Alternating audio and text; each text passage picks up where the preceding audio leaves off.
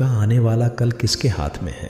भाग्य के नहीं, हालातों के नहीं, बल्कि आपके आज के फैसलों के हाथ में।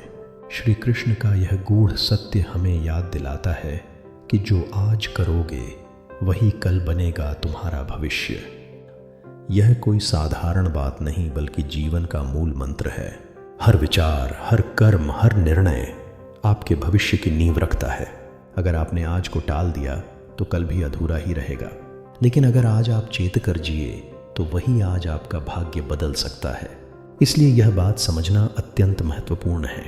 जब जिंदगी आपको ऐसा लगे कि अब कुछ भी शेष नहीं बचा, सब कुछ टूट गया है, रास्ते बंद हो गए हैं और हर उम्मीद अधूरी सी लगती है, तब एक पल ठहरिए और श्री कृष्ण की ये अमूल्य सीख याद कीजिए, क्योंकि यही वो क्षण होता है जब भगवान हमें सबसे ज्यादा करीब से देखते हैं। जब मन, भावनाएं और आत्मा थक चुकी होती है, तब श्री कृष्ण का एक विचार आपकी पूरी दिशा बदल सकता है।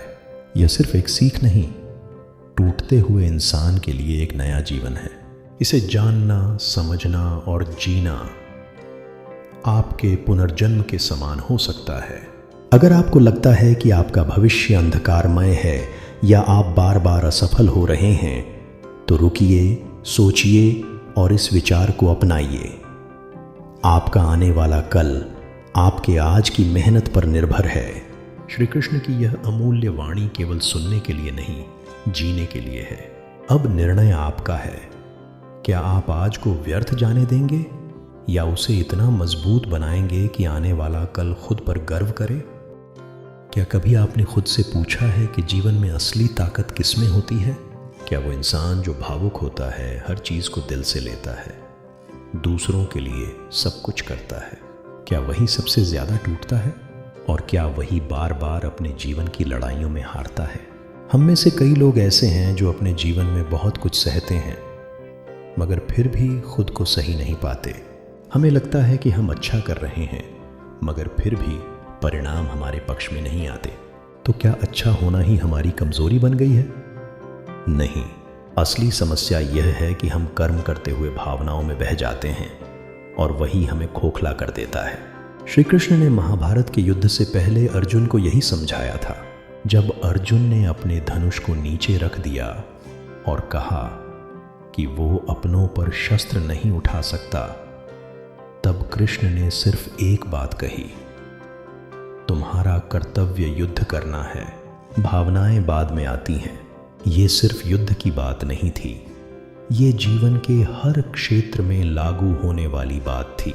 जब तुम अपने कार्य से पीछे हटते हो, अपने फैसलों में भावुकता का स्थान प्राथमिकता पर रखते हो, तब तुम कर्म नहीं कर रहे होते, तब तुम भावनाओं के गुलाम बन जाते हो। और जब भावनाएं तुम्हें नियंत्रित करती हैं, तब निर्णय कमजोर हो जाते हैं, आत्मविश्वास डगमगा जाता है और परिणाम कभी भी स्थायी नहीं होते। देखो, जीवन हर रोज तुम्हारे सामने नए युद्ध लाता है, कभी परिवार में, कभी रिश्तों में, कभी करियर में, और सबसे ज्यादा तुम्हारे खुद के भीतर। और हर बार तुम भावनाओं से हार मान लेते हो, कभी गिल्ट से, कभी एक्सपेक्टेशन से, कभी दूसरों को खुश करने की चाह में। मगर कृष्ण की गीता यही सिखाती है कि कर्तव्य ही धर्म है, और जो अपने धर्म से पीछे हटता है उसका पतन निश्चित है। सोचो जरा, अगर अर्जुन भावनाओं के आगे झुक जाता तो क्या धर्म की स्थापना होती? क्या अन्याय हारता? क्या श्री कृष्ण का जीवन उद्देश्य पूरा होता? नहीं। उसी तरह अगर तुम भी हर बार भावुक होकर अपने फैसलों को बदलते रहोगे, तो न तुम स्थिर रह पाओगे, न तुम्हारा जीवन दिशा पा सकेगा। इसलिए कृष्ण की पहली शिक्षा यही है, कर्म करो, लेकिन भावनाओं के प्रभाव से मुक्त होकर। इसका मतलब ये नहीं कि भावनाएं बुरी हैं, वो सुंदर हैं, मानवता का आधार हैं, मगर जब वे निर्णयों पर हावी हो जाती हैं, तब वे तुम्हें तुम्हारे मार्ग से भटका देती हैं। याद रखो, कृष्ण ने भावुक अर्जुन को रोका नहीं था, उसने समझाया था, ये युद्ध तेरा कर्तव्य है, तेरी आत्मा की पुकार है, तेरा धर्म है, तू इसे टाल नहीं सकता। और आज तुम्हारे जीवन में भी यही युद्ध है। तुम अपने जीवन के उस मोड़ पर हो जहां तुम्हारे निर्णय तुम्हारा भविष्य तय करेंगे। क्या तुम भावनाओं के दबाव में आकर खुद को रोक लोगे, या फिर अपने कर्तव्य को पहचान कर साहस से आगे बढ़ोगे? हर बार जब तुम किसी काम को सिर्फ इसलिए नहीं करते क्योंकि लोग क्या कहेंगे, उसे बुरा लग जाएगा, मुझे डर लग रहा है, क्या होगा अगर मैं असफल हुआ, तब तुम कर्म नहीं भावनात्मक पलायन कर रहे हो। श्री कृष्ण कहते हैं, निष्काम भाव से कर्म करो, फल की इच्छा मत करो। लेकिन इसका एक और गहरा अर्थ है, कर्म को ईश्वर की भक्ति की तरह करना, जहां तुम भावुक होकर निर्णय नहीं बदलते बल्कि स्थिर होकर जीवन को दिशा देते हो। जब तुम अपने कर्तव्य को पहचान लेते हो बिना किसी डर, अपेक्षा या भावनात्मक दबाव के, तब तुम श्री कृष्ण की पहली शिक्षा को जीवन में उतारते हो। तब तुम अपनी आत्मा के स्तर पर कर्म करते हो और यही कर्म तुम्हें अजेय बनाता है। दुनिया में हर महान व्यक्ति, चाहे वो अर्जुन हो, रावण से युद्ध करने वाला राम हो, या फिर आज का कोई संघर्षरत इंसान, सभी ने किसी न किसी मोड़ पर अपनी भावनाओं को काबू कर अपने कर्तव्य को प्राथमिकता दी है और वही उनकी जीत की वजह बनी। इसलिए आज तुमसे एक सवाल है, क्या तुम अपने भावनात्मक द्वंद्वों से ऊपर उठ सकते हो? क्या तुम अपने अंदर के अर्जुन को पहचान सकते हो जो भ्रमित है मगर शक्ति से भरपूर है? अगर हाँ, तो आज से, अभी से निर्णय लो कि अब कोई भी भावनात्मक कमजोरी तुम्हारे कर्तव्य के बीच नहीं आएगी। तुम वही करोगे जो तुम्हारे जीवन का उद्देश्य है, चाहे उसके रास्ते में कितने ही भावुक पल क्यों ना आए। क्योंकि जब तुम अपने कर्म पर अडिग हो जाते हो, तब खुद श्री कृष्ण तुम्हारे सारथी बन जाते हैं। और याद रखना, जिसके रथ पर श्री कृष्ण हो, उसे दुनिया की कोई ताकत हरा नहीं सकती। तुम्हारी सबसे बड़ी लड़ाई उस इंसान से नहीं है जिसने तुम्हें धोखा दिया, न ही उस परिस्थिति से जो तुम्हें कमजोर बनाती है, और न ही उस दुनिया से जो तुम्हें बार बार नाकाम होने का एहसास दिलाती है।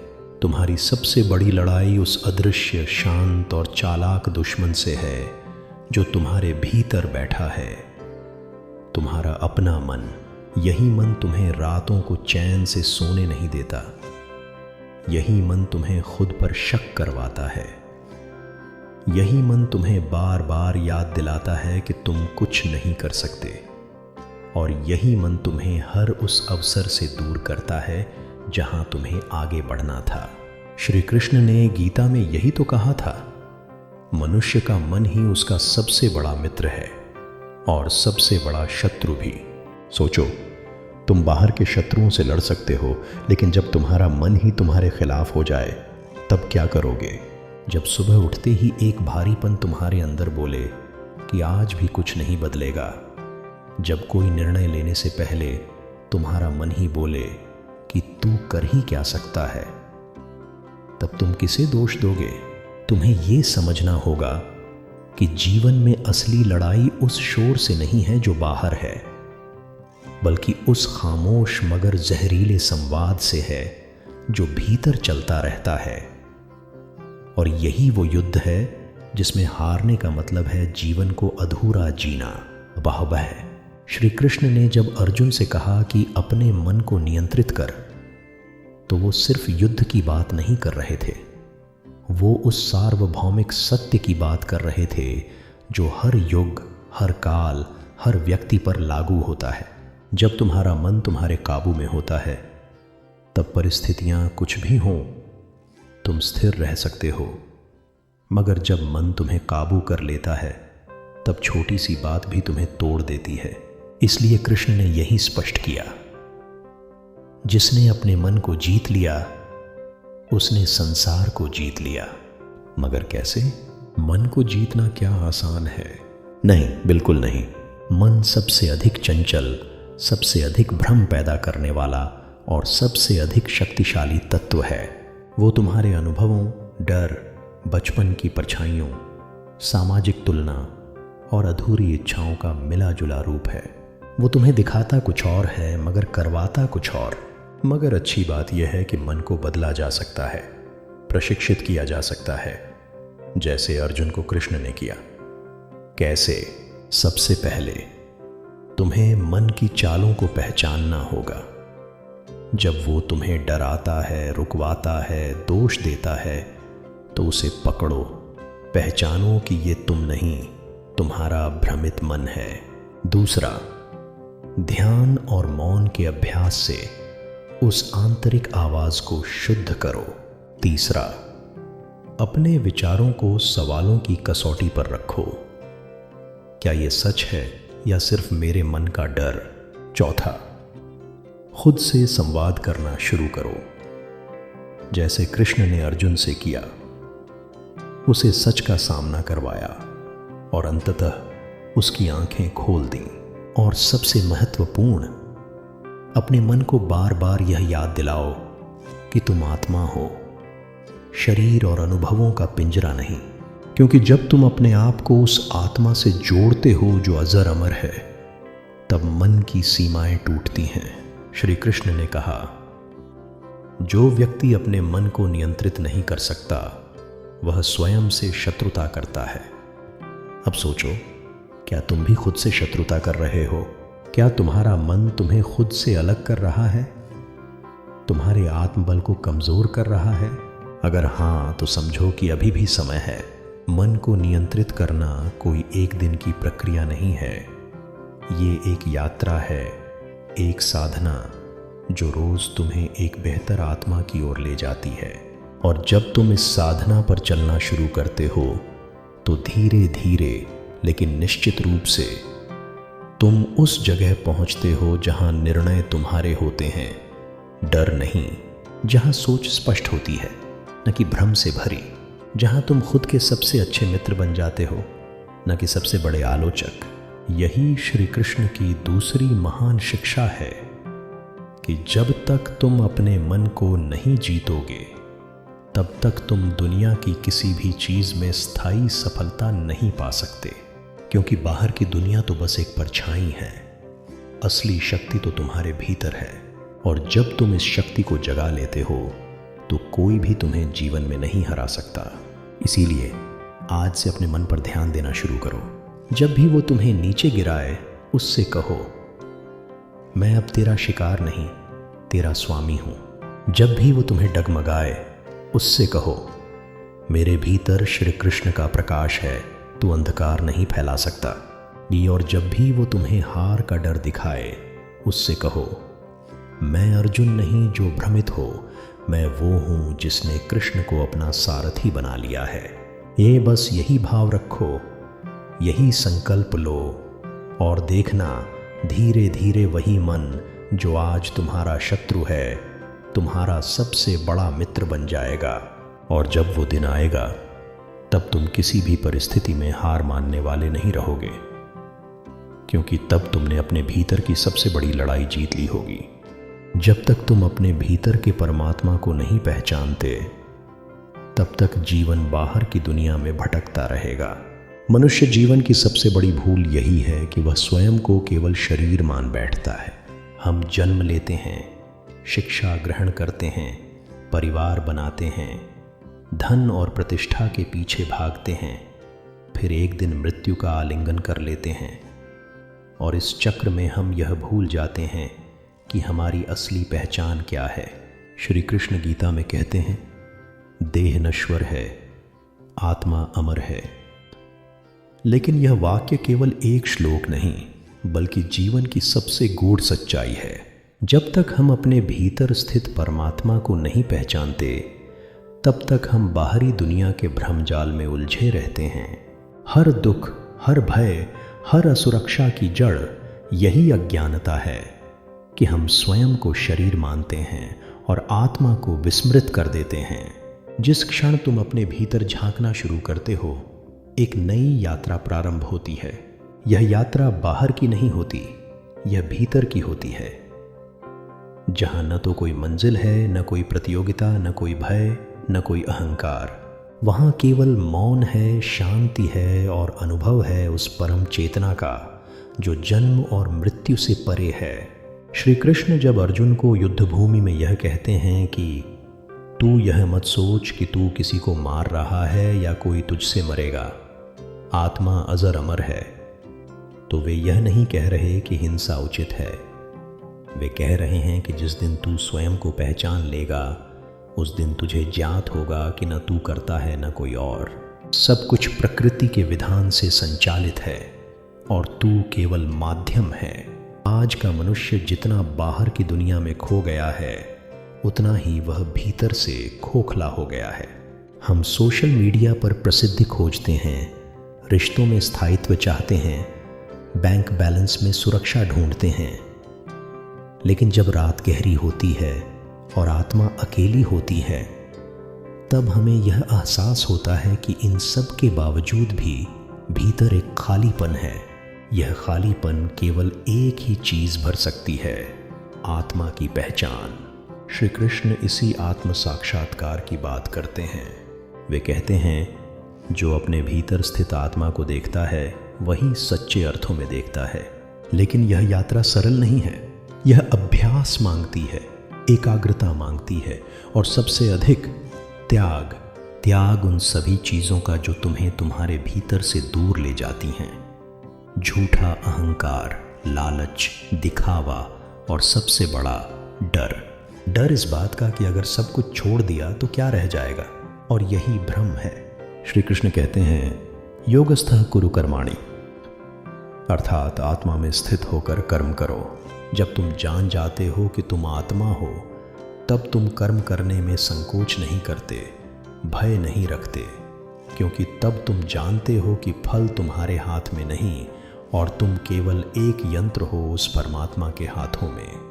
जब कोई व्यक्ति स्वयं को पहचान लेता है तब वह न प्रशंसा में डोलता है न अपमान में टूटता है, वह स्थिर रहता है जैसे गहरे जल में खड़ा कोई दीपक, जिसकी लौ न हवा से डरती है न अंधकार से। यही श्री कृष्ण की वाणी का सार है। आत्मा की पहचान, भीतर की यात्रा और बाहरी संसार से मुक्ति। जब तक तुम अपने भीतर के परमात्मा को नहीं पहचानते तब तक तुम्हारा जीवन एक मृग तृष्णा की तरह भागता रहेगा, कभी सफलता की ओर, कभी रिश्तों की ओर, कभी आनंद की तलाश में, लेकिन हर बार थक कर गिरता रहेगा, क्योंकि जिस जल की तलाश है वह बाहर नहीं भीतर है। इसलिए हे मानव, श्री कृष्ण की वाणी को सुन, समझ और जीवन में उतार।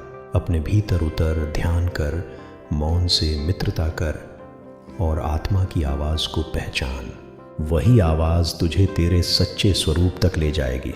वही पहचान तुझे इस संसार के मोह, माया और भ्रम से मुक्त करेगी और तभी तू जान पाएगा कि तू कौन है, क्यों आया है और तुझे कहाँ जाना है। सत्य का मार्ग कठिन हो सकता है, लेकिन वही एकमात्र मार्ग है जो अंततः तुम्हें शांति, सम्मान और मोक्ष की ओर ले जाता है। भले ही यह बात सुनने में सरल लगती हो, लेकिन वास्तविक जीवन में सत्य के मार्ग पर चलना सबसे कठिन निर्णयों में से एक होता है, क्योंकि जब व्यक्ति सत्य बोलता है, सत्य को जीता है और अपने जीवन में उसे अपनाता है तो वह अकेला हो सकता है, अस्वीकार किया जा सकता है और कई बार समाज द्वारा गलत समझा जाता है। लेकिन श्री कृष्ण कहते हैं कि यही सत्य का मार्ग तुम्हें जीवन के गहरे अर्थ और आत्मिक शांति तक ले जाता है। झूठ बोलना, छल करना और कुटिलता अपनाना शुरू में आसान लगता है। यह तात्कालिक लाभ देता है, लेकिन वह लाभ टिकाऊ नहीं होता। उसकी कीमत आत्मा की बेचैनी, रिश्तों में दरार और अंततः जीवन की खोखली अनुभूति के रूप में चुकानी पड़ती है। कुरुक्षेत्र के मैदान में जब अर्जुन अपने ही संबंधियों के विरुद्ध खड़े होकर भ्रमित हो गए थे तो श्री कृष्ण ने उन्हें यही बताया धर्म और सत्य के मार्ग पर चलना तुम्हारा कर्तव्य है, तुम्हारे सामने चाहे कोई भी खड़ा हो। यदि तुम सत्य के लिए खड़े नहीं हो सकते तो तुम जीवन के उद्देश्य से भटक चुके हो। यह उपदेश केवल युद्ध के मैदान के लिए नहीं था, बल्कि हमारे आंतरिक युद्धों के लिए भी था। जब हम झूठ और भय के बीच संघर्ष करते हैं, जब हमें लगता है कि सच बोलना हमारी सामाजिक स्थिति, नौकरी या रिश्ते को नुकसान पहुंचा सकता है, तब श्री कृष्ण की यह वाणी हमारे लिए दीपक का कार्य करती है। सत्य को अपनाने का अर्थ है अपने मन, वाणी और कर्म में एक रूपता लाना। जब हम सोचते कुछ और हैं, बोलते कुछ और हैं और करते कुछ और, तो जीवन में असंतुलन उत्पन्न होता है। यह असंतुलन धीरे धीरे हमारे भीतर अपराध बोध, आत्मसंदेह और मानसिक अशांति को जन्म देता है। लेकिन जब हम सत्य के मार्ग पर दृढ़ रहते हैं तो प्रारंभ में चुनौतियां आती हैं। लोग साथ छोड़ सकते हैं, हमें गलत समझ सकते हैं, नुकसान भी हो सकता है, लेकिन भीतर से एक ऐसी स्थिरता और आत्मविश्वास विकसित होता है जिसे कोई बाहरी ताकत हिला नहीं सकती। श्री कृष्ण का यह उपदेश आज की दुनिया में और भी प्रासंगिक हो जाता है, जहां सफलता को अक्सर झूठ, दिखावे और चालाकी से मापा जाता है। लोग कहते हैं कि सच्चाई से कुछ नहीं मिलता, ईमानदारी से पेट नहीं भरता। लेकिन क्या हमने कभी सोचा है कि आत्मा का भूखा होना कितना बड़ा अभिशाप है? एक झूठ बोलकर आपने कोई बड़ा सौदा तो पा लिया, पर रात को नींद नहीं आती। एक धोखे से आप आगे बढ़ तो गए, लेकिन मन में अपराध बोध सताता है। श्री कृष्ण कहते हैं, यह कोई उन्नति नहीं, यह आत्मा का पतन है। सत्य वह बीज है जिसे बोने के बाद फल आने में समय लग सकता है, लेकिन जब वह फल आता है तो वह अमृत के समान होता है। जीवन में रिश्ते गहरे बनते हैं, सम्मान स्थायी होता है और सबसे बढ़कर आत्मा में आनंद का प्रवाह होता है। जब व्यक्ति भीतर से सत्य के साथ होता है तो उसका व्यक्तित्व चमकने लगता है, उसकी वाणी में शक्ति आ जाती है और उसके निर्णयों में स्पष्टता होती है।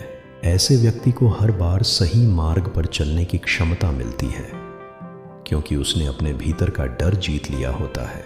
सत्य बोलने का अर्थ केवल बाहरी संवाद में ईमानदारी नहीं है, यह आत्म सत्य का भी मार्ग है। क्या हम स्वयं से भी सच्चे हैं? क्या हम अपने भीतर की कमजोरियों, इच्छाओं और भय को स्वीकार करने का साहस रखते हैं? श्री कृष्ण हमें आत्मनिरीक्षण के लिए प्रेरित करते हैं। जब हम स्वयं से झूठ नहीं बोलते तो बाहरी झूठ की आवश्यकता ही समाप्त हो जाती है। जब हम ये मान लेते हैं कि हाँ मैं डरता हूँ, हाँ मैं असफल हो सकता हूँ, हाँ मुझसे गलती हुई है, तब हम सुधार की दिशा में पहला कदम रखते हैं। यही सच्चाई का पहला दरवाजा है। कई बार सत्य के मार्ग पर चलने का अर्थ होता है अनकहना, ऐसे रिश्तों को छोड़ना जो आपको झूठ के लिए मजबूर करते हैं, ऐसे सौदों से इनकार करना जिनमें आपके आत्मसम्मान की कीमत लगती है। यह निर्णय कठिन होते हैं, लेकिन यही निर्णय आपको अपने सच्चे स्वरूप के पास लाते हैं। श्री कृष्ण कहते हैं कि तुम्हारा धर्म तुम्हारा सत्य है, जो तुम्हारी आत्मा को शांति दे, वही तुम्हारा मार्ग है। इसलिए दूसरों की अपेक्षाओं से सत्य को मत तोलो, बल्कि अपने अंतरात्मा की आवाज से तय करो कि तुम्हारा सत्य क्या है। और जब कोई व्यक्ति सत्य के मार्ग पर अडिग रहता है तो धीरे धीरे ब्रह्मांड भी उसके पक्ष में कार्य करना शुरू कर देता है। यह अदृश्य शक्ति उसे सुरक्षा देती है, अवसर देती है और जीवन को एक नई दिशा में प्रवाहित करती है। ऐसे व्यक्ति के आसपास सकारात्मक ऊर्जा का प्रवाह होता है, जिससे उसके विचार, कर्म और रिश्ते सब समृद्ध होने लगते हैं। श्री कृष्ण का यह संदेश केवल व्यक्तिगत जीवन के लिए नहीं, बल्कि समाज और राष्ट्र के लिए भी उतना ही आवश्यक है। जब एक समाज सत्य से विमुख हो जाता है तो वहाँ अविश्वास, भ्रष्टाचार और अराजकता का जन्म होता है। लेकिन जब सत्य को सामूहिक रूप से अपनाया जाता है तो वह समाज समृद्ध, शांतिपूर्ण और प्रगति की ओर बढ़ता है। इसलिए एक व्यक्ति का सत्य पथ पर चलना केवल उसका ही नहीं, पूरे समाज का उत्थान है। अंततः श्री कृष्ण की यह अमूल्य शिक्षा हमें जीवन की सबसे बड़ी सीख देती है। तुम अस्थायी सुखों के लिए अपने स्थायी आत्मिक संतुलन को मत खो। सत्य कठिन हो सकता है, लेकिन वह तुम्हें जीवन की सबसे गहरी शांति तक ले जाएगा। वो इसीलिए जब भी तुम्हें जीवन के किसी मोड़ पर झूठ और सच के बीच चुनाव करना हो, तो श्री कृष्ण की यह वाणी याद रखना, सत्य ही धर्म है और धर्म ही मोक्ष का मार्ग है। अगर श्री कृष्ण की यह वाणी आपके जीवन को एक नई दिशा दे रही है, तो इस वीडियो को अपने उन दोस्तों और परिवारजनों तक जरूर पहुंचाएं जो अभी अपने जीवन के संघर्षों से जूझ रहे हैं। जय श्री कृष्णा। वीडियो को लाइक करें, शेयर करें और चैनल को जरूर सब्सक्राइब करें।